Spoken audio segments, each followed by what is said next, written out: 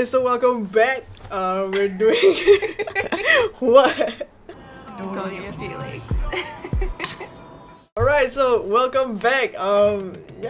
So this is what we initially planned for Don't Eat Your Feelings. Instead of eating your feelings, we eat real food. And finally, because we were recording it during the fasting month, right? So we cannot eat, obviously, but now we can. So yeah. So how have you been, babes? I've been better now with chicken in front of me. Look, I'm starving. You're starving, yeah, me too, honestly. We're not sponsored by Arnold's, but I think we should be. Totally should. Yeah, I mean, it's like, I don't know, when was the first time you ate Arnold's? We? You, as an individual. Oh, a long time ago. I was like there used to be one by the fishing pond in Pasir Ris, and that's where I had my first Arnold's. Oh. Yeah. I had long mine. gone now. I had mine at Hougang. But I was pretty old for mine. Like people knew about Arnold's for a really long time. Yeah. But then I just found out why. But yeah. Anyway, today we're gonna be talking about so this is like mental health month. Yes, so this month we're focusing on mental health, specifically mental health in Islam, in school, and just like in general. Yeah. We feel like, sorry. Yeah, go ahead. Just feel like this period of time has been really hard on a lot of us, and we feel like it's a necessary conversation to have. And yeah, what else do you want to say? No, I mean this month in particular, this podcast in particular, we're going to be discussing mental health in Islam. Yeah. And it's just like a disclaimer that we don't know. We can speak about it, I guess, to a certain extent, but what we're trying to do is just raise awareness about like simple things. I feel like we are learning along the way as well, and we feel that these are good conversations to have because I'm not having it with them, I'm having it with my friends as well. And I think many people are having conversations about mental health as well, but it's just nice to see people do it, I guess. So like moving forward, this is gonna be just a chill chit chat session, but we're also gonna be like sliding in some pretty informative facts. Oh yeah, so we did our research, so it's not like we're just plucking it out of nowhere. Yeah. All right, so shall we eat? I want to drink first.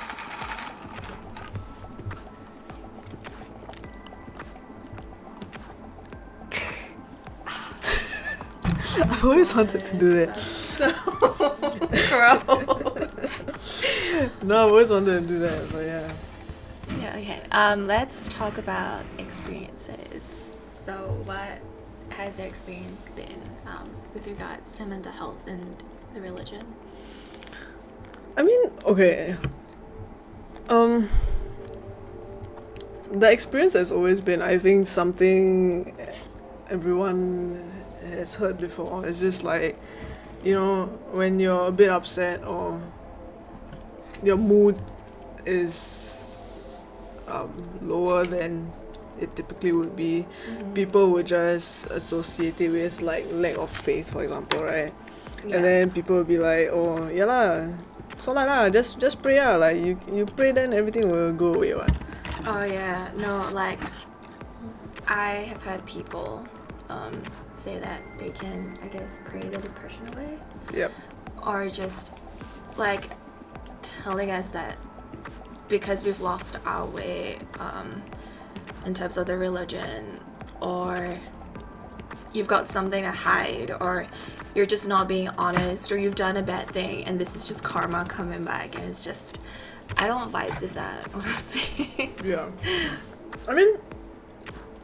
There's so much more behind like why someone suffers from depression or why someone is feeling anxious. There's so much science behind that, right? And the fact that people invalidate these experiences just because they think like, oh, religion can solve everything, it's unfair to like whoever is suffering from that particular. Yeah, I think religion and spirituality can help to a certain extent. I think some people find a lot of comfort, talking to God about their problems and stuff, and that's okay, right? But then you can't say that the reason why they're feeling this way is because they don't do these things. It's like shit's hard enough.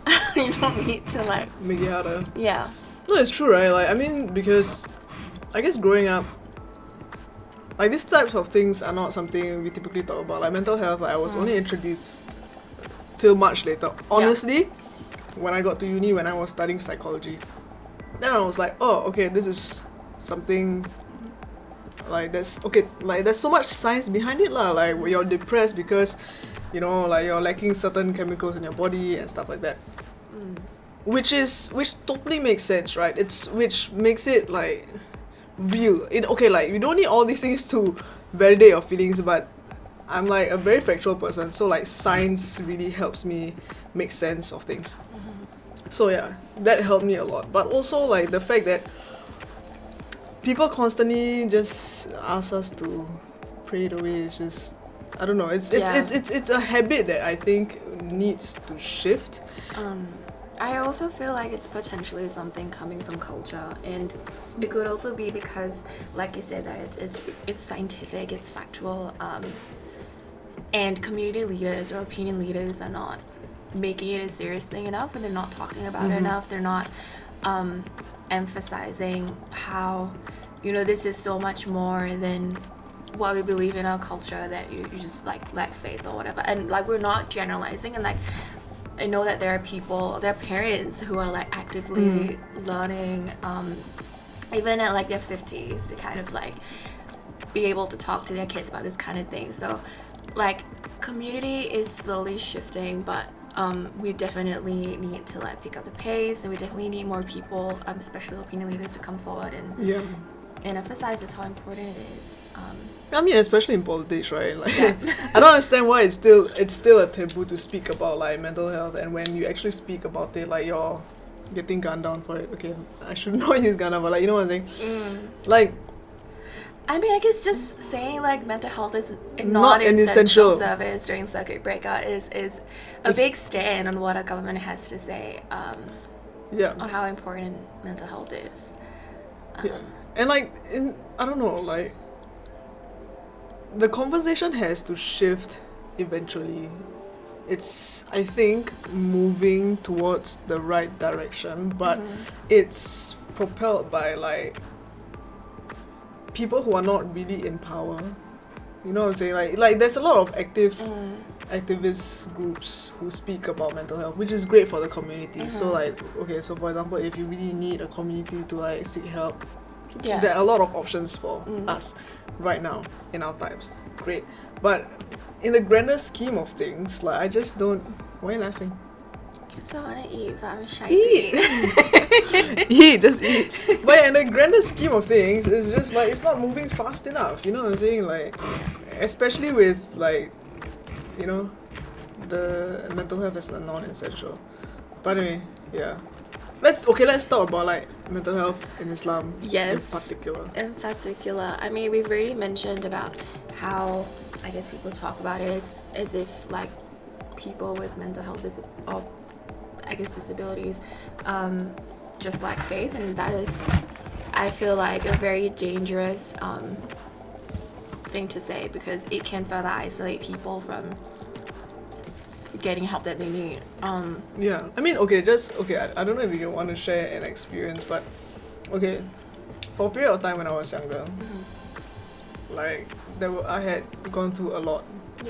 Okay, and then obviously when I was younger, like, my family is very religious, so sometimes like I do pray and whatnot. And I feel like at that age, like, I was like early teens, okay, I thought that was sufficient, but then like I still constantly felt like, you know, at loss and just sad all the time.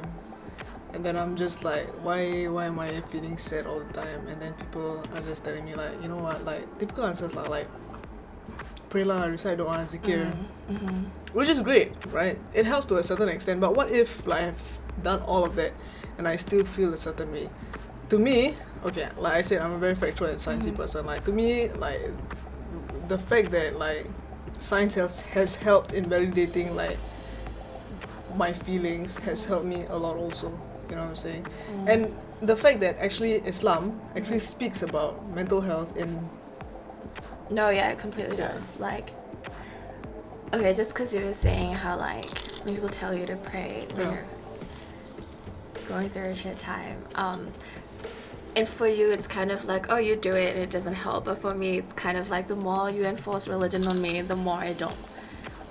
Like, I want to run away from it, which is something that I don't want to do. But just like what you've mentioned, that Islam mentions about it in like the literature. I think we were doing research yesterday. Yeah, it's right here. If you're looking here, it's because you're looking at the research. I lost my train of thought. I'm sorry. Okay, no.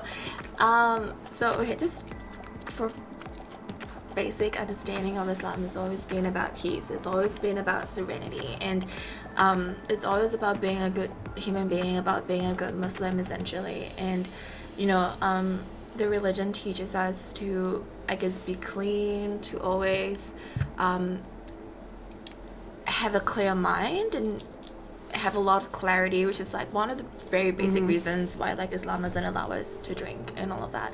But I don't see why that this cannot be applied to mental health as well, right? Because like it's a really big part of our religion, and I think people don't know that enough, or they don't go into it enough. Yeah. If that makes any sense. Yeah, and like if like nobody has done the research, or like they just speak out of like, because like, okay, anyway, like the early studies of psych is just like they say like mental health is not a thing. Remember, just say it's like witchcraft and whatever. It's not only like in Islam. Yeah. It's like a worldwide phenomenon. No, honestly, like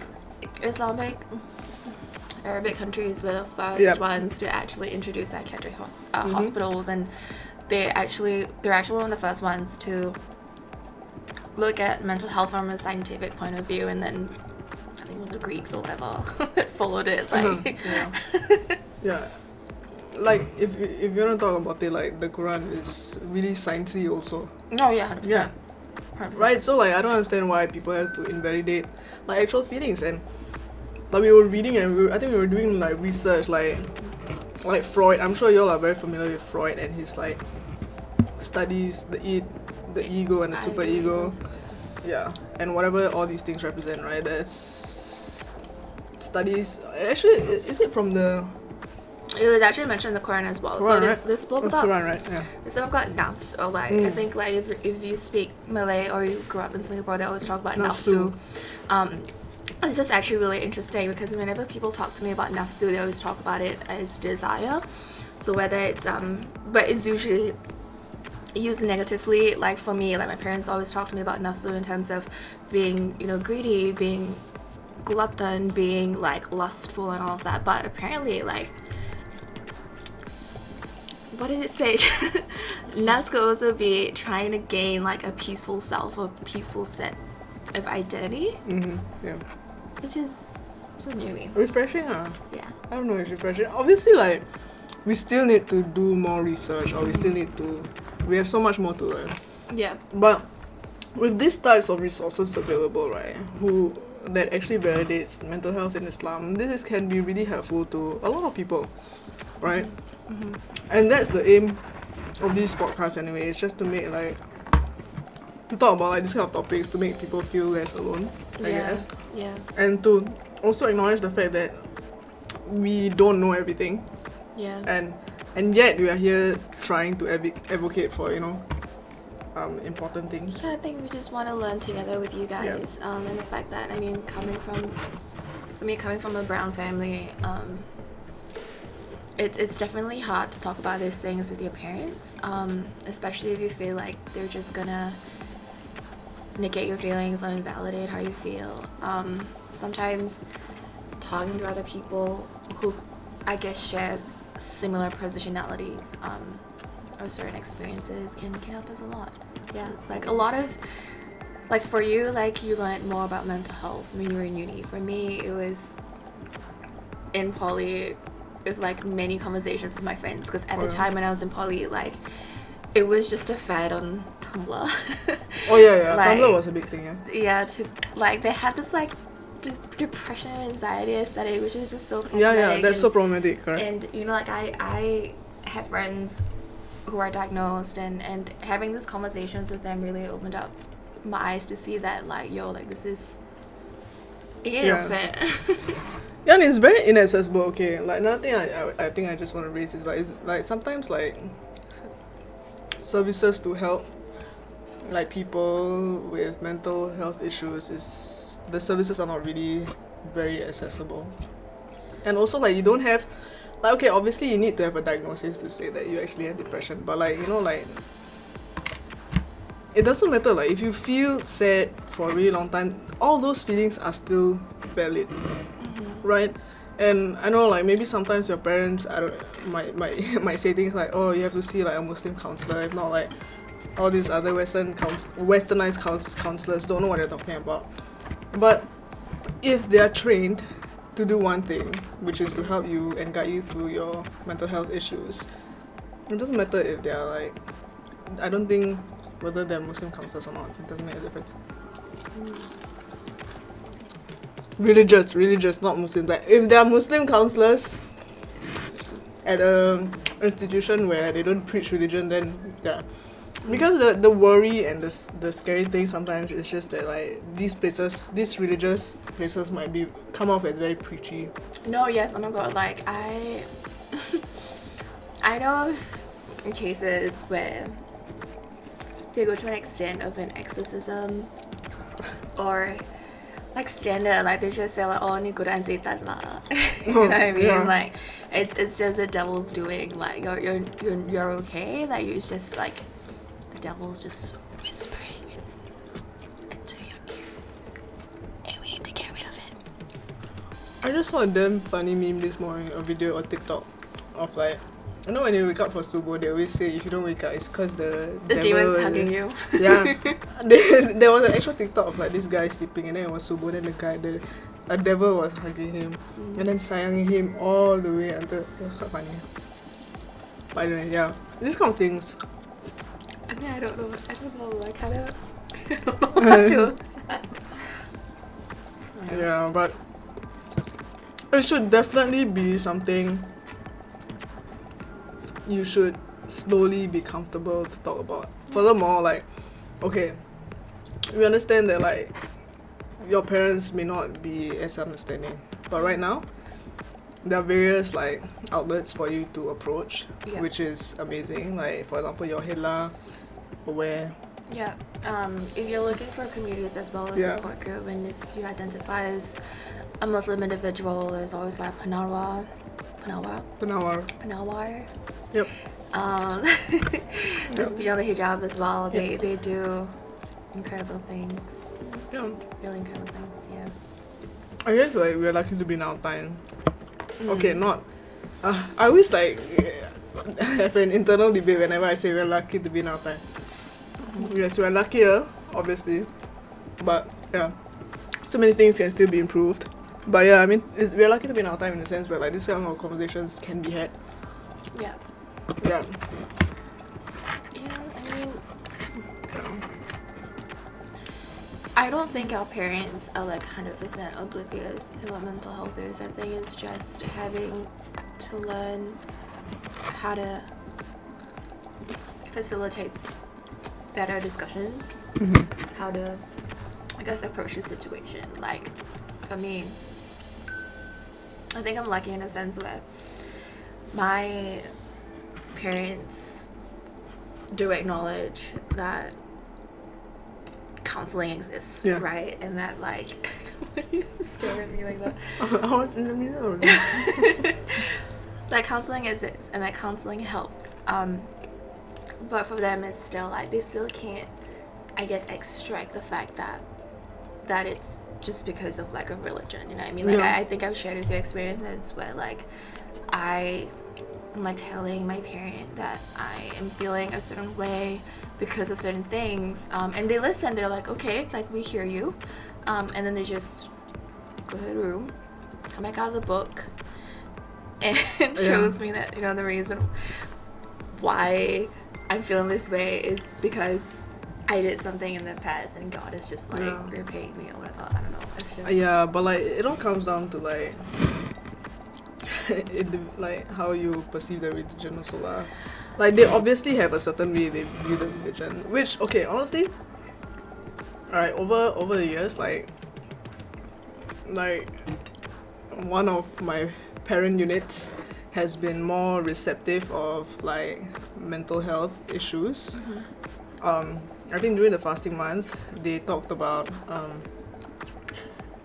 how, like, you know, you have to take care, like, your mental health is just as important as your external health, because if you're not mentally okay, the things you do in your daily life will be affected, right? And it will affect your choices, and therefore could potentially affect your physical health as well. And like when you do your prayers and whatnot, like you have to be in a sound state of mind also, right? So like, she didn't explain it really well. That was exactly how she explained it, but like I think that was a good way and a refreshing perspective that I've not heard from your parent, from my parent unit, which is good, you know. Like slowly, it depends. Like some parents will not be receptive of the idea.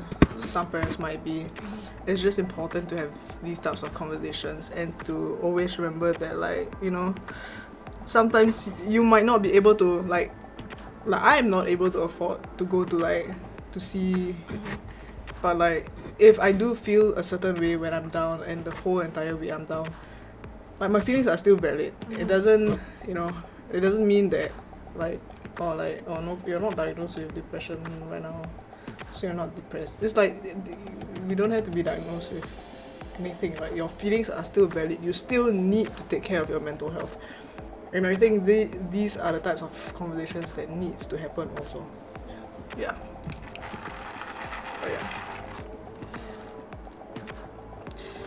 I mean, not to negate religion though, like I think it does help to a certain extent. Definitely. I think for some people they do find a lot of comfort in one cheese, please. And cheese. Some people do find a lot of comfort in prayer, like I sometimes do as well. Like after a really shitty week, after a really shitty month, like I'm just like sitting there and like talking to God, having my own like private conversations, and there's just like this sense of relief. 100%, yeah. It's nice, like it does help, you know what I mean? But I feel like it needs to come with, again, science and facts and all of that. Yeah. Yeah, but I agree lah. Like at the end of the day, like when you pray, it's like a certain level of comfort that like cannot be achieved with like human interaction. Yeah. For me, like when you pray, like there's another level of relief, you know. But yeah, I mean, of course, we're speaking about this from the perspective of being practicing Muslims, and I feel like non-practicing Muslims or ex-Muslims will feel differently. But yeah, and it's okay. Yeah, it's okay. Yeah. Yeah. Like, I feel like we all have our own individual struggles and experiences with navigating mental health in general, and also like marrying that together with religion. But yeah, we're just speaking from my experiences. Yeah, I mean, in future, maybe we can actually sit down with like mental health experts or people. Oh yeah. I really want to speak to like a religious teacher, like an ustaza, who can break it down for us. In a way. I would really like that, but like I'm just like slightly nervous. Why? Because like maybe they don't want to be associated with like the queerness. Okay, if there's anything I've learned from our Queer Ramadan series is that there are people who are supportive, there are people who give their love. No. So I'm just trying to like be positive. That's true. That's true, yeah. Yeah. Cause yeah, I mean, I feel like we have Okay, I'm not like in the religious scene. Like, I've never been to madrasah, so I'm not like very familiar with any of like the famous ustaz or ustazas or whoever. But just based on like a brief interactions on social media, or just like watching some of this like Insta lives or whatever, like I don't think religion is as closed off as people make it Yeah, seem definitely, to 100%. be. Yeah. At the end of the day, I think like we're all just trying to get through life Yeah. without. Yeah, we're just trying to get through life without, getting attacked for no reason. Yeah. And yeah, there's so many things I want to speak about, but yeah. Nah. Not right now. But yeah, okay. I mean, do you have anything else to add? You reckon? I just want to know, moving forward, how can we, I guess, propel the conversation in religious spaces, or within religious communities? Because I think people know it exists, right? Yeah. I don't think people. No, I don't think it's safe to. We can assume that people don't know. Yeah. But yeah. Let's just move forward. I don't know. Yeah, this could be something you guys can answer, right? Like moving forward, how do you think we can propel these conversations, like to our religious leaders or like to our teachers, and in religious spaces? Because I think right now we're doing a pretty good job in our age group and the younger generation as well in talking about mental health. But how can we push it even further? Yeah. I mean, obviously we can probably write into these organizations, but they have the option to not reply. What kind of organizations are you thinking about? As in, like, for example, like we can write into MUIS and be like, like we need to talk about mental health. Darul Akram, hit us up. Yeah, but yeah, I mean, okay, I mean, small steps moving forward, of course. Like, if you are going through it and if you need, if you need a community, obviously you can email us. Actually, we have had some people DM us about like some of the issues, which is nice. But we must note that we are not counselors. We are also normal human beings trying to get through life, and obviously we will refer you to organizations that we think are more equipped. Right? So yeah, there, like we've mentioned just now, there are a few other organizations which we will link in the description. And yeah, I think another thing that I want to ask is if you enjoy these types of sit down, it's a podcast video type mukbang, because it's more casual, and yeah, tell us if you want us to switch it up sometimes. We have no problem. We're just trying to, the main thing is just to. Did you throw your board inside there? Yeah, I did. Okay. The main thing is just to not. We don't want anyone else to feel alone. Like these are important conversations to have, and we're just thinking like, oh, this is a very casual setting. You can just sit down, respond to us through the screen. Like have a chat, and we just don't want anyone to feel alone. And mental health is honestly a important thing, right? Yeah. We actually have a piece up on a bunch of different like books, religious books that talk about mental health or just helping you navigate spirituality, and I guess in essence trying to get a clear mind. And because obviously this is like, if we're talking about religion and spirituality, like a lot of it has to do with clarity of the mind. And if it helps you, like, definitely go have a read, and if it's not helpful, then there are many other resources out there. Yeah. And like, we open up submissions. Yes! Oh, sorry, I got too excited. But yes, we opened up submissions. Look, for reals, our submissions are 24/7 open. Like, they're always open. They're always open. Just send us through your work. Obviously this month is about mental health, but if you want to talk about other things, like, we're down. Send your written pieces, I mean, send your art. Yeah, if you want to see like what type of things we accept, we can actually go onto our website, or you can actually look on our Instagram during Ramadan. Like people share like their personal experiences, which has helped a lot of people honestly, because a lot of people shared them and talked about them and relate, which is nice, right? To not feel alone, which I think is what we all want, to not feel alone in this world. Yeah. All right. So that's about it. Mental health in Islam, a very basic chit-chat, rig-rag session. If you want us to go more in depth, or maybe we'll not do it in a podcast version, we'll do it in a post. If you want us to do that, we can definitely do that. If you want us to speak with religious teachers to actually get more information, you can also drop a suggestion. We're so down. Yeah. So down to learn. And we're in this together. So, till... Alright. Sudah cukup. Sudah. Okay. Alright. Till next time. Skirt.